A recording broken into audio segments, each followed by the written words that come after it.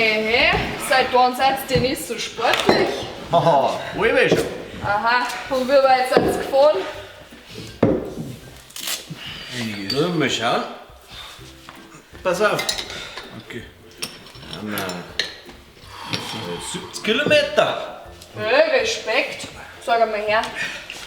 Wo seid ihr denn überall rumgekommen? Hallo, da steht 42 Kilometer und nicht 70.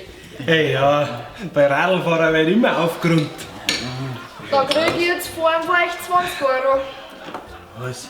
Ein Runden hat doch bis jetzt immer nur 12 Euro gekostet. Ich hab gemeint, bei Radlfahrer wird aufgerundet. Jetzt noch aufhören. Groß. Grüß dich, Männer.